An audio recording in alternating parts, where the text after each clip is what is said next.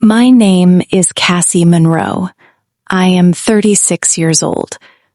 Last Christmas Eve, my younger sister threw a full glass of red wine in my face in front of 22 family members. Not one person said a word. My mother looked at me, wine dripping down my chin, soaking into my blouse, and said, "You brought that on yourself." My father walked to the front door and held it open, like I was a stranger who had overstayed her welcome. I picked up my coat and walked out into the cold Ohio night without a single word. By the next morning, my family woke up to a world they did not recognize. And honestly, neither did I. If you are watching this, please subscribe and tell me where you are watching from. Now let me take you back to where this all really started. I grew up in Dayton, Ohio. My parents, Ray and Linda Monroe, worked hard and paid their bills. My father drove a delivery truck for 30 years. My mother worked the front desk at a medical clinic. They were not cruel people. They were just people who had one daughter they saw and one daughter they did not. The daughter they saw was my younger sister, Chelsea, 3 years younger than me, louder, brighter in the way that rooms notice. Chelsea got the tutors, the car at 17, the college prep classes. I got a bus pass and a part-time job at a grocery store. Whenever I said anything about it, my mother would stop and say without even looking up, "Chelsea needs more support right now, Cassie. You are the strong one. You always land on your feet." I believed her for 20 years. I built my whole life around being the strong one. What I did not understand until much later was that being called strong is sometimes just a polite way of saying, "We are going to give you less, and we need you to be fine with it." I left Dayton at 22 and moved to Columbus. I got into commercial real estate. I worked long days and took every course I could find. By 32, I was managing a property portfolio worth over $40 million. But at the family Christmas table, I was still just Cassie, who does property stuff up in Columbus. Somewhere along the way, I became the family's financial floor. It started with co-signing the home equity loan on my parents' house when the roof needed replacing, $48,000. Then came the deposit for Chelsea's beauty salon, $22,000. A gift, my mother said, not a loan. Then the monthly transfers, $800 a month for 7 years to help with my parents' insurance and medical costs. Added up, it comes to more than $150,000. I never asked for a thank you. I never asked for anything back. I did it because I loved my family. What I did not know was that Chelsea had been telling everyone the money came from a family savings account, a savings account that did not exist. She had taken my money and put her name on it. My parents never questioned it, because questioning it would have meant admitting the truth.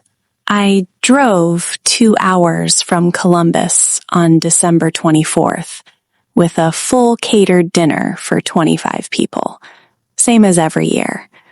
Chelsea was already in the kitchen arranging a cheese board like she was hosting a cooking show. My mother did not hug me when I walked in. She said, "Put the food on the counter." I noticed an envelope on the counter near the coffee maker.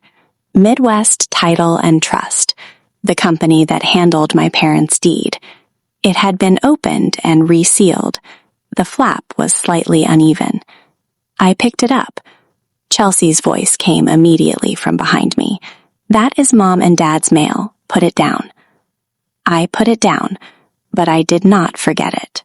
Dinner was the usual performance. My mother parading Chelsea around the room. My father nodding at me from the recliner. 22 people in a house I had helped pay for, eating food I had bought, in a kitchen I had funded the renovation of. Nobody mentioned my name once. Later, Chelsea pulled out a small velvet box at the table. Inside was our grandmother Nora's gold locket, the one Grandma Nora had told me in front of my mother was meant for me when she was gone. My mother smiled and said Chelsea was here every week. It seemed right. I said nothing. I went to the bathroom and sat on the edge of the tub for 3 minutes and breathed. When I came back, Chelsea was telling a story about our childhood, a version where she was the responsible one and I was the dramatic one. The room laughed. Nobody pushed back. I walked toward the kitchen for water. The room was packed. My arm grazed Chelsea's shoulder as I squeezed past. A nothing touch, the kind that happens at every family gathering. Chelsea went completely still. Then she reached for her wine glass and threw the entire thing at my face. 22 people. Complete silence. Not one word. My mother stood up and said, "You brought that on yourself." My father walked to the front door and held it open. I picked up my coat and I left. What I had not told anyone. 3 months earlier, a routine title search on my parents' property had come back with something wrong. I had forwarded it to my real estate attorney, Diane Pruitt. Her reply the next morning was 4 words. "Cassie, call me. Now." What Diane found was this. My name had been removed from the deed without my knowledge or consent. A signature appeared on the transfer document in my name. It was not my handwriting. Someone had forged it. Using the equity my 7 years of payments had built, Chelsea had opened a home equity line of credit worth $60,000. She used most of it to cover the losses at her salon, which had been bleeding money for over a year, and to pay off her personal credit card debt. I had the documents in a sealed envelope in my glove box the entire drive to Dayton. I had planned to handle it quietly after the holidays. Then Chelsea threw wine in my face, and my mother told me I had brought it on myself, and my father held the door open. I was done being quiet. I got home at midnight. I did not take off my coat. I sat at my kitchen table, opened my laptop, and emailed Diane the full package. 4 words. File everything on Monday. Then I opened my banking app and canceled every automatic transfer. $800 a month to my parents. Quarterly payments to Chelsea's salon. 7 years of support. Gone in 6 taps. 4 minutes. Monday morning, Diane filed with the county recorder. A lis pendens was placed on the property. The house was legally frozen. Nobody could sell it, refinance it, or pull another dollar from it until the dispute was resolved. The bank that had approved Chelsea's equity line received formal notice that the application included a forged signature. The line was suspended the same day. Chelsea called me that afternoon. Real crying. Scared crying. She said, "You are going to destroy this family." I said, "You forged my name on a legal document. That is a felony. That is not a family argument."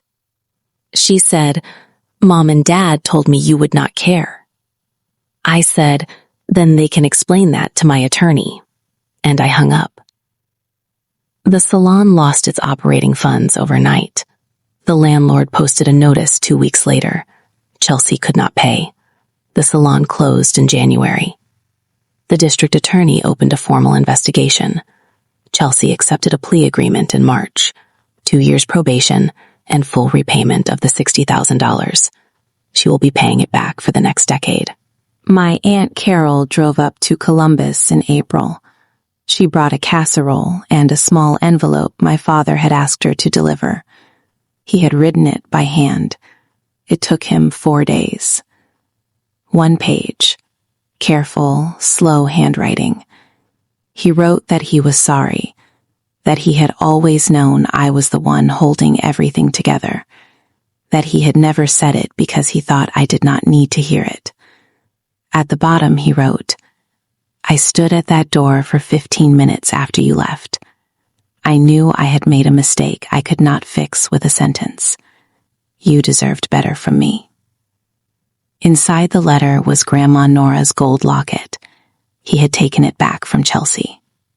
I held it up to the light, the tiny nick on the edge, where Grandma Nora had once caught it on a garden fence. She told me she never fixed it because flaws are just proof that something lived. I put it around my neck. I sat at my kitchen table in the quiet of my apartment and looked out the window. I did not call my father that night, but I did not throw the letter away either. My name is Cassie Monroe. I am 36 years old. I manage a real estate portfolio worth over $40 million. I live alone in Columbus in an apartment that is quiet and small and completely mine. I do not hate my family. My parents are people who got comfortable taking from someone who never said no. My sister is someone who never learned that consequences are real. My father is a man who stayed silent one time too many. I used to think being the strong one was something to be proud of. Now I know that strength without limits is not strength. It is just a slow way of disappearing. The locket is around my neck as I record this. Every now and then I feel the little nick in the gold, and I think of Grandma Nora. I think she would understand why I finally stopped.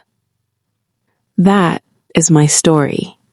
If you are still here, thank you.